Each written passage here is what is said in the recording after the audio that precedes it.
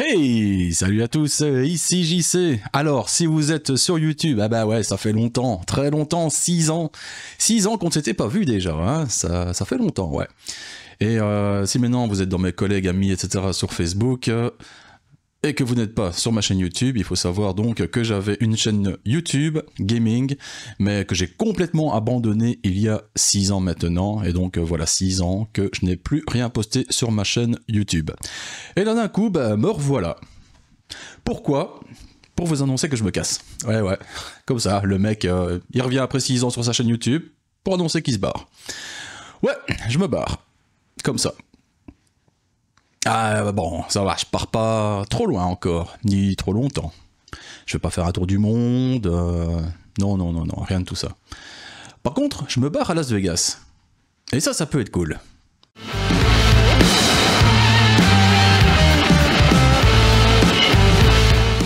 Alors, qu'est-ce que je vais foutre à Las Vegas? Et là, il y a peut-être un petit lien, vraiment très ténu, avec ce que je faisais sur ma chaîne YouTube avant. Qu'est-ce que je faisais avant sur ma chaîne? Il y avait quelques vidéos de poker. Et qu'est-ce que je vais faire à Las Vegas? Bien évidemment, jouer au poker. Je vais partir 10 jours pour aller écumer les salles de poker de Las Vegas en jouant au cash game. Alors, comment va se passer ce voyage? Je pars du 24 septembre au 3 ou 4 octobre, parce qu'avec le décalage horaire, voilà, je suis toujours un peu perdu pour le retour. Le voyage en détail.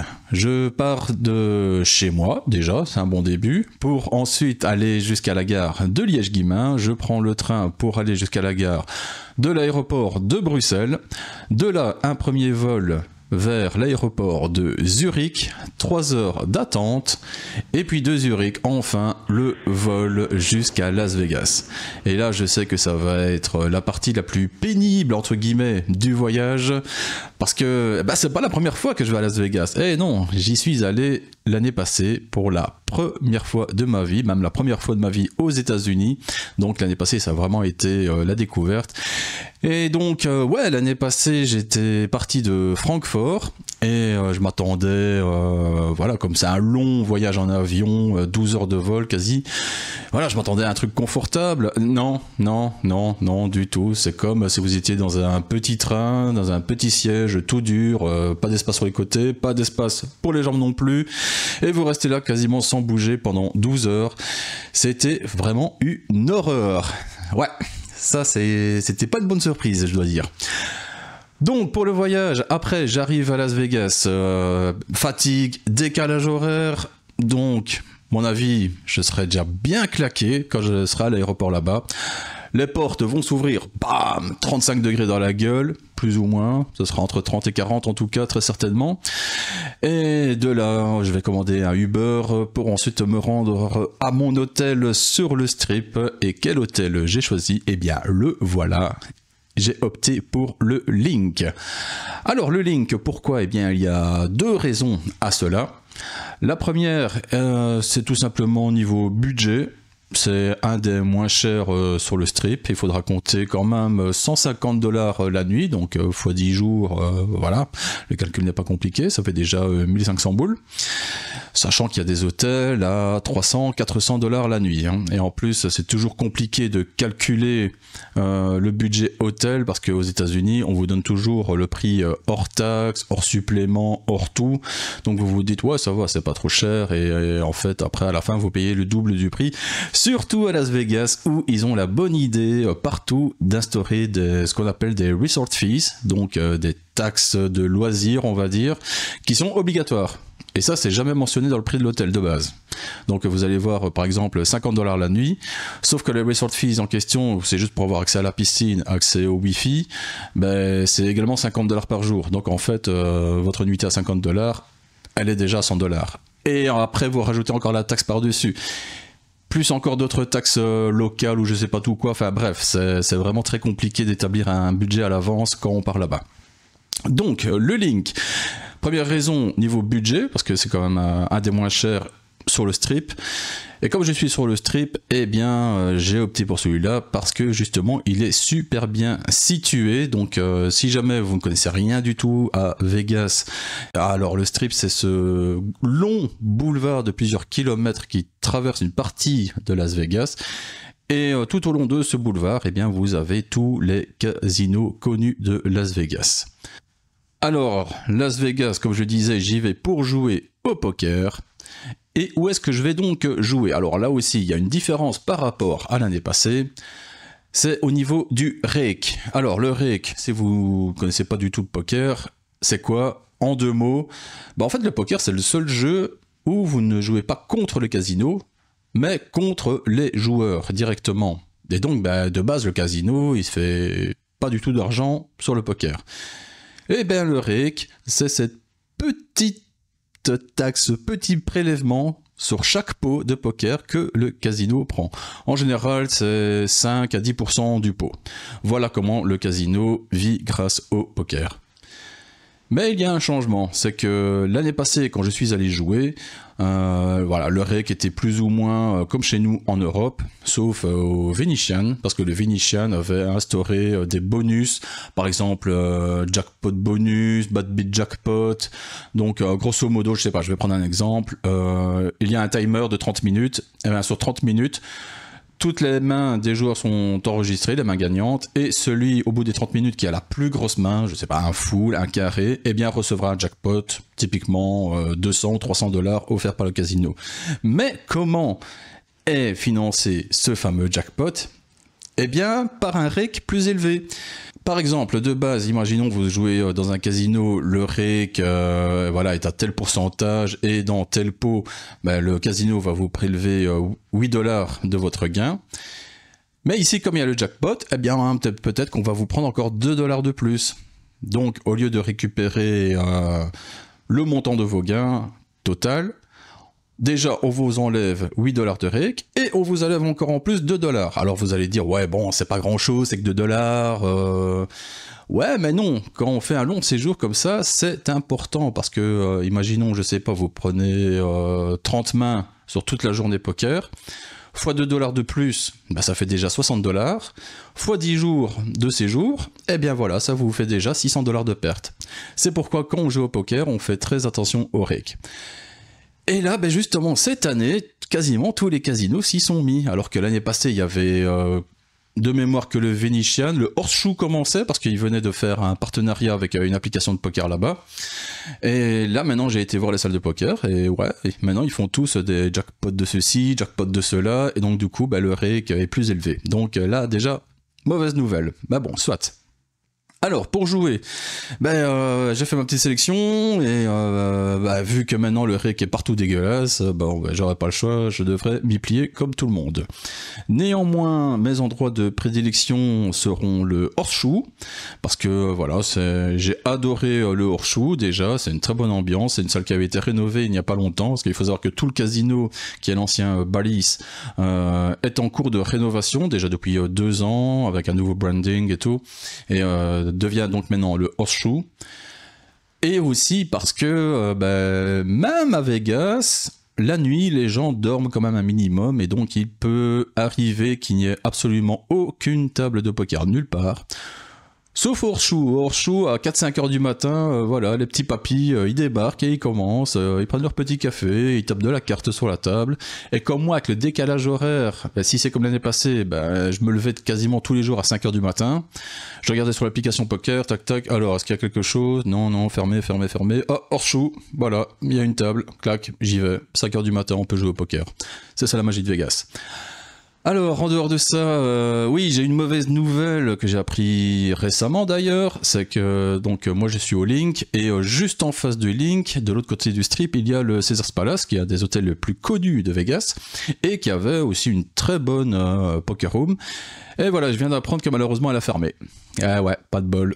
parce qu'en fait ils font des travaux de rénovation dans le casino et ils doivent déplacer toutes les machines à sous high limit, donc les machines à sous pour les riches en gros, avec des très grosses mises, et ils savaient pas trop où les mettre et ils ont décidé de les taper dans la poker room. Et la poker room, dans un premier temps ils parlaient de refaire une salle de poker dans un autre endroit, ils n'ont pas trouvé du tout. Tous les croupiers ont été mis au chômage technique et la poker room est fermée pour 2 à 3 mois, pile quand je suis à Las Vegas. Super, je suis vraiment enchanté. Alors bon, c'est pas la salle de poker où j'allais le plus souvent, mais n'empêche, ça pouvait dépanner parce que des fois, voilà, vous voulez jouer à un tel endroit, c'est full, là-bas c'est full, vous voyez, il y a de la place au Caesars Palace, ben voilà, c'est pratique quoi, donc, et en plus c'est vraiment au milieu de tout. Donc voilà, pas de bol, elle est fermée. Alors, où est-ce que j'irais bien encore? Il y a le Bellagio. Ah, ça c'était mon rêve quand j'ai commencé à jouer au poker, le Bellagio. Je m'étais toujours dit un jour, j'irai jouer au poker à Las Vegas, au Bellagio. J'y serai, parce qu'il faut savoir que c'est le casino qui a accueilli toutes les plus grandes stars du poker mondial. Et voilà, juste pour le délire, je voulais à tout prix faire ça. Et je l'ai fait l'année passée. Et ben, j'étais pas fan. J'étais pas fan du tout. Alors, je vous montre une photo. Déjà, rien que la déco, ouais, il faut aimer. En général, soit on adore, soit on déteste. Perso, j'ai trouvé ça assez kitsch. Bah bon, c'est pas pour ça que j'ai pas aimé jouer au Bellagio. C'est surtout que j'ai trouvé les tables très resserrées entre elles, les chaises aussi. Et en tout cas, moi, quand j'y suis allé, il y avait beaucoup de monde. Et quand vous jouez au poker, bah, vous jouez plusieurs heures à table. Vous ne savez pas rester des heures et des heures assis sans bouger non plus. Donc à un moment, bah, vous vous levez, vous allez au bar, vous allez aux toilettes, juste faire un tour pour vous dégourdir les jambes. Mais là, vu que tout est resserré, bah, d'office, vous gênez vos voisins de gauche et de droite, ceux qui jouent derrière aussi. Pareil, quand ils se lèvent, bah, voilà, ça se bouscule un petit peu. Enfin bref, j'ai trouvé ça un peu oppressant. J'étais pas fan, tout bêtement. Mais voilà, vu que bon, maintenant il y a le Rick dégueulasse, le Caesars Palace en moins, bon, ben, je vais devoir trouver d'autres places, et donc peut-être retourner au Bellagio. Une autre option, ce sera l'Aria. Alors, l'Aria, j'y étais passé l'année passée. Ça fait un peu con de dire ça. J'y étais passé l'année passée, l'année dernière, voilà, j'étais à l'Aria. Et alors ouais, c'était joli, moderne et tout, mais par contre, ce que j'ai pas aimé, c'est que j'ai trouvé ça vraiment très sombre, lumière tamisée. Et, mais j'ai lu récemment que l'Aria ne désemplissait pas du tout, il y avait énormément de joueurs qui jouaient à l'Aria. Donc voilà, je vais peut-être me laisser tenter. Seul bémol, c'est qu'il est un peu plus loin, un peu plus éloigné. Ça me demande 25 minutes de marche pour aller jusque là. Bah bon, le gros avantage, c'est que l'Aria ne pratique aucun jackpot d'aucune sorte. Et donc, c'est quasiment le seul endroit à Las Vegas où le rake est tout à fait normal. Donc financièrement, bah, c'est avantageux. Alors, j'irai certainement faire un tour et on verra ce qu'il en est de la waiting list, des possibilités de jouer, etc. Alors, l'autre option, et non des moindres, ce sera le Wynn. Ah, le Wynn, de merveilleux souvenirs au Wynn. C'est là où j'ai joué le plus souvent l'année passée. Non, c'était le Horseshoe et puis le Wynn. Et alors le Wynn, déjà magnifique poker room, très moderne, ça ne désemplit pas, c'est toujours full, c'est vraiment la poker room qui attire le plus de joueurs, qui a la meilleure renommée. Et l'année passée, j'avais eu juste la meilleure session de ma vie. C'était une soirée de folie. J'étais arrivé à table avec 300 ou 500 $, je ne sais plus, parce que bon, voilà, il y a différentes limites de table. Et j'étais reparti avec quasiment 1500 $ de bénéfices. Ça faisait que 3 jours que j'étais à Vegas. Allez, bam, 1500 $ in the pocket. Ah non, là c'était vraiment chouette. Il y avait une ambiance de fou à table. J'avais une femme à ma droite, elle était, je sais pas, elle était folle. Elle arrêtait pas de se marrer toute seule. Elle me montrait carrément son jeu en regardant, ouais, regarde, moi j'ai ça, je fais quoi. Enfin, c'était vraiment lunaire. Le croupier, elle a engueulé je ne sais pas combien de fois. Et moi, j'ai pris tous les jetons de la table quasi. Enfin, c'était une soirée dingue. Et j'avais dû arrêter parce que j'étais claqué, alors que je voulais rester. Et j'accumulais encore des jetons. Enfin, vraiment, la session parfaite. Donc, excellent moment au Wynn. J'ai encore regardé un vlog il y a pas longtemps d'un joueur qui était justement au Wynn. Que des jeunes mecs à table complètement morts-torchés avec de l'alcool et tout, qui faisaient n'importe quoi. Enfin, bref, ça c'est...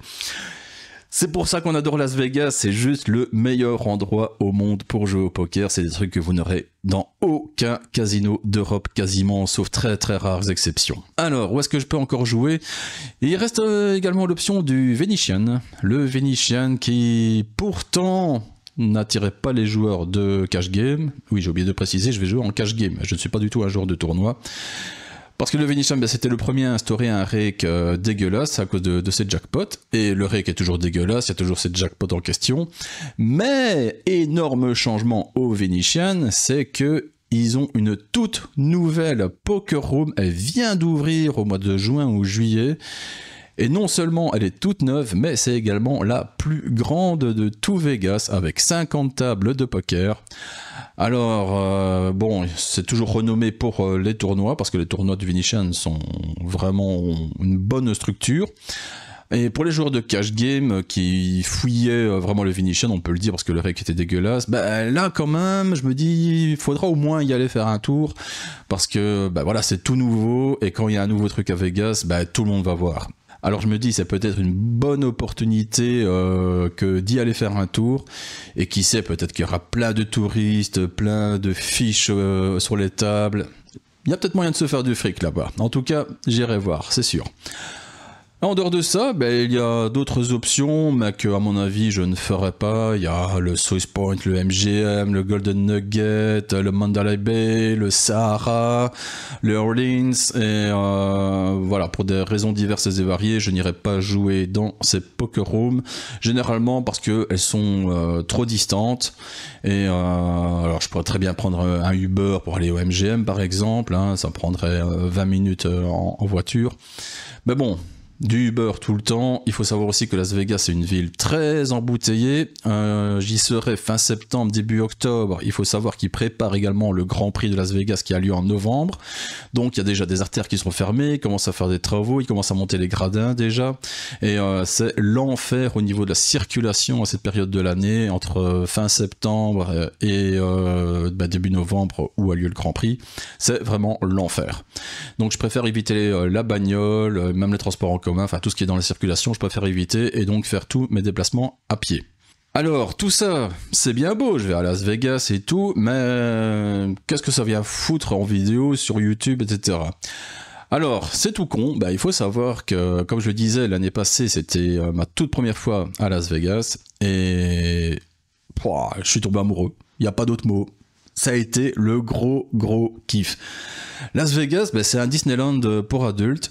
Alors moi, je me suis vraiment focalisé que sur le poker. Je suis vraiment resté que sur les tables. J'ai rien fait d'autre. Je n'ai pas fait d'autres activités. Je n'ai pas été faire de visites parce que bon, Las Vegas, forcément, on pense casino d'office, mais en fait il y a plein de trucs à Las Vegas. Vous pouvez faire du ski, des tours en hélicoptère, il y a des randonnées, vous êtes au milieu du désert, donc il y a plein de randonnées dans le désert également. Vous avez le bar à joueurs qui est pas loin, il y a le Grand Canyon, la vallée de la mort. Donc voilà, ce ne sont vraiment pas des activités qui manquent, mais bon, moi personnellement c'est que le poker. Donc j'avais adoré Las Vegas. Et qu'est-ce qui fait que j'ai adoré ça? Ben, en fait il faut y être pour ressentir, il y a vraiment une ambiance, une vibe. Les gens, ils ont quasiment tous le smile, ils sont souriants, ils sont hyper sympathiques. Enfin, bête anecdote, il y a un moment, je sortais de ma session de poker du Horseshoe. J'étais sorti de là, je ne sais plus quelle heure, moi, 2-3 heures du matin. J'allais regagner mon hôtel. Et à la sortie du Horseshoe, il y a un long tunnel, en fait. J'emprunte ce tunnel-là. Il y a un mec qui passe dans l'autre sens. Voilà, moi, je fais pas attention, quoi. Hein. Et lui, il me regarde et il me fait « Hey, nice shirt, man !» Ok, thank you. Enfin voilà, le mec il me complimentait juste parce que voilà, il avait bien aimé le t-shirt que je portais ce soir-là, voilà, qui avait une tête de mort en plaque de métal. Voilà, les gens ils peuvent se complimenter comme ça dans la rue et tout. Enfin, c'est typiquement américain, c'est un truc qu'on ne verra jamais ici. Et même quand vous allez, je sais pas, faire des courses, vous allez boire un verre au resto, manger un petit truc. Voilà, les gens ils se plient en 4 pour vous. Alors bon, c'est un peu faux parce que là-bas tout fonctionne au pourboire, donc forcément ils accentuent ce côté gentil, serviable pour toucher le plus de pourboire possible.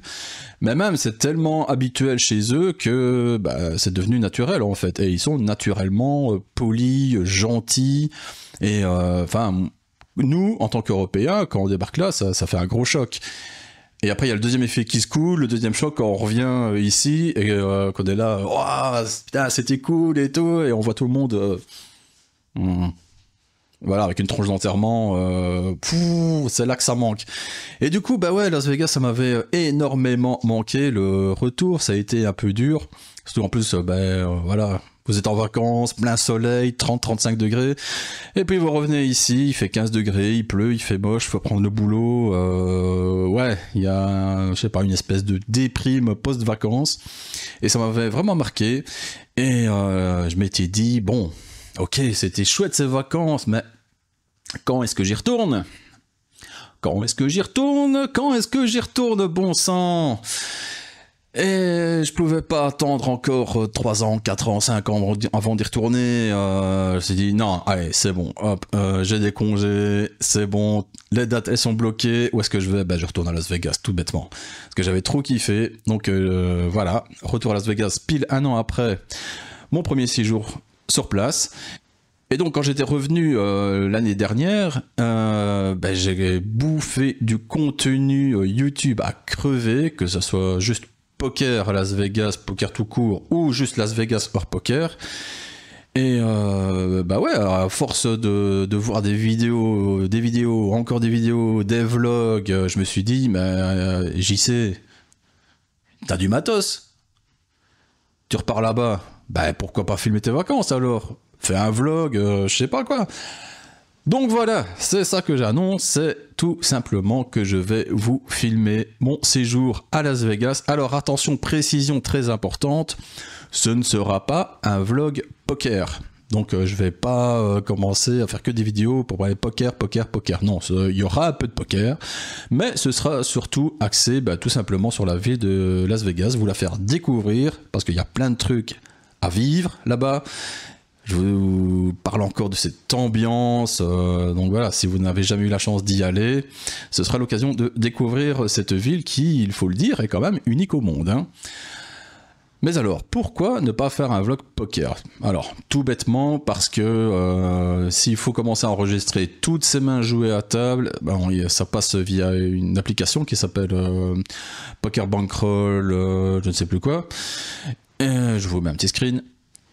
Et en fait, vous devez tout entrer manuellement, donc le nombre de joueurs, toutes les mains, enfin tout ce qui se passe à table, le montant de chaque joueur, toutes les mises, toutes les relances. Donc en fait, déjà vous êtes déconcentré à table parce que vous êtes tout le temps sur votre téléphone. Alors lui, ok, il a relancé 150, lui il sur-relance 450. Et en même temps, vous jouez, vous regardez vos cartes, ok, moi je fais ça, vous jouez votre coup, vous devez tout mémoriser, et encore après pianoter sur votre téléphone pour tout enregistrer. Ça demande un temps de dingue, et je vais clairement pas passer mon temps à faire ça. Donc, à mon avis, je pense que je ferai voilà, les vidéos chaque matin. Déjà une petite intro dans l'hôtel avec mon appareil ici qui me filme actuellement. Et ensuite, je partirai dans la ville, jouer au poker. Là, je prendrai tout simplement mon téléphone, un vieux Xiaomi Mi Note 10 qui a déjà plus de 4 ans, mais bon, il marche toujours très bien, donc voilà, autant l'utiliser. Et donc voilà, ce sera beaucoup de poker de mon côté, je ne filmerai pas aux tables, ou alors très très peu. Il faut savoir que c'est officiellement interdit de filmer toutes les zones de jeu, donc que ce soit les machines à sous, le poker, la roulette, enfin tout ce qui est jeu, normalement c'est interdit de filmer.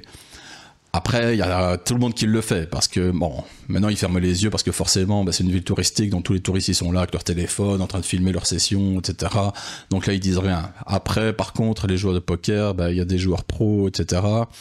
Et il faut dire aussi, c'est plus intimiste, les gens sont également plus regroupés autour des tables, et c'est pour ça qu'ils qu'ils interdisent vraiment de filmer.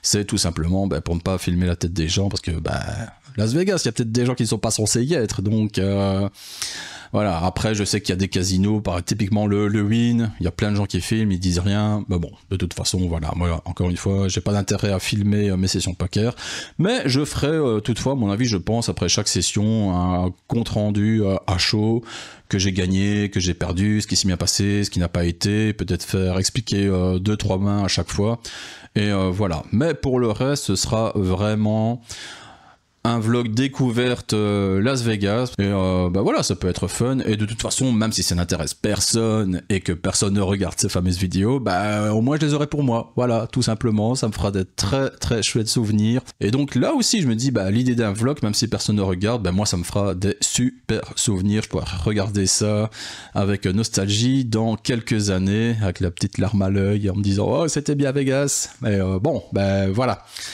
Ah oui, le dernier point à aborder, si jamais vous êtes assidu de vlogs, etc., généralement les vlogueurs ont l'habitude d'être sur place et d'uploader directement leurs vidéos pour vraiment avoir un suivi plus ou moins en direct avec leurs viewers. Moi, ce ne sera pas le cas du tout. 2 raisons à cela. Tout simplement, bah, ça demande pour le montage un PC portable et je n'ai pas de PC portable. Non, il y a encore des gens qui vivent sans PC portable. Voilà, j'en fais partie. Je n'ai jamais eu besoin d'un PC portable. Chez moi, j'ai un PC gamer de bureau. C'est ce que j'ai toujours eu, c'est ce que j'aurai toujours. Et voilà, j'ai aucun intérêt à acheter un PC portable. Donc déjà pour le montage sur place, c'est mort. Et de toute façon, même si j'en avais un, la deuxième raison, c'est que tout simplement, bah, la vidéo, c'est hyper chronophage, ça demande des heures et des heures et des heures de montage, même pour une petite vidéo de 10 minutes, vous êtes facilement parti pour 3-4 heures de montage, le temps de trouver les musiques, de faire les cuts au bon endroit, de rajouter des effets, de faire le traitement de l'audio, etc. Donc en général, les gens, ils ont pas idée du temps fou que ça représente de faire une vidéo.